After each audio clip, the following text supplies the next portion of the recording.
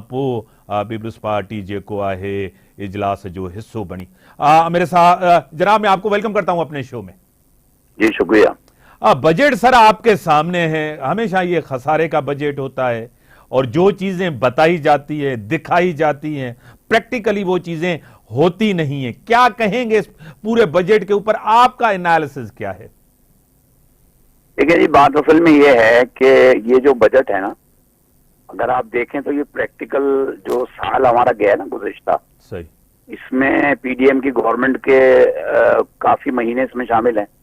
फिर जो हमारी इंटरिम गवर्नमेंट आई थी सही, वो उसमें शामिल हैं, और कुछ हिस्सा जो नई गवर्नमेंट रखावत के बाद आई इसका है। लेकिन इस सारे दौर में जो सबसे चीज कॉमन रही ना, वो ये रही कि हम माशी एतबार से अपने अहदाफ हासिल नहीं कर सके। हमारे पास न सर्विसेज में न इंडस्ट्री में सही, हम कहीं पे भी थोड़ा बहुत बेहतरी शायद ज़राअत में कहीं नजर आई है, लेकिन हम साथ साथ ये देख रहे हैं कि इन तमाम चीजों का जो इम्पैक्ट है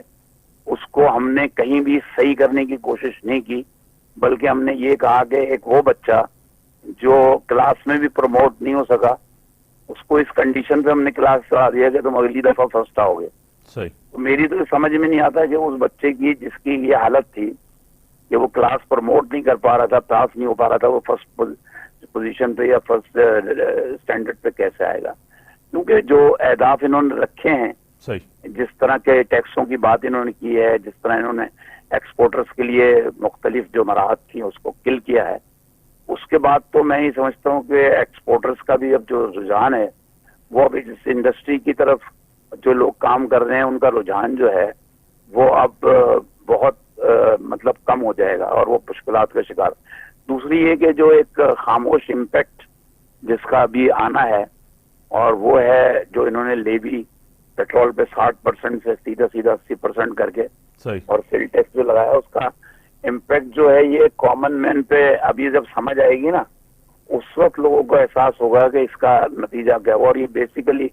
हमारी जो रिक्वायरमेंट या हमारे जो सिनेरियो है, जो हमारी इस वक्त इक़्तिसादी हालत है, उसके से इसका कोई ताल्लुक नहीं है, बल्कि IMF ने ये बात जोर दे के कही थी कि ये लेवी जो है इसको आप बढ़ाओ और इसको। और दूसरी इसी तरीके से अगर आप देखें तो पावर सेक्टर में और दूसरा जो गैस सेक्टर है उसमें जो सनतकारों की डिमांड थी कि भाई इसको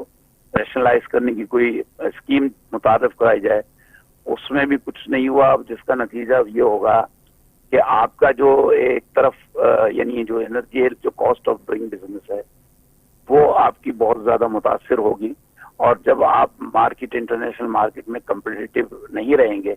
तो कहाँ से आप एक्सपोर्ट बढ़ाएंगे, कहाँ से आपकी अर्निंग होगी, और नतीजा ये होगा कि आप IMF के मजीद जो है वो लोन लेने के मोहताज होंगे। तो इसको बड़े समझने की अभी तो ये बजट डॉक्यूमेंट आया नहीं है। अब बहुत सारी चीजें इसमें ऐसी हैं जो इन्होंने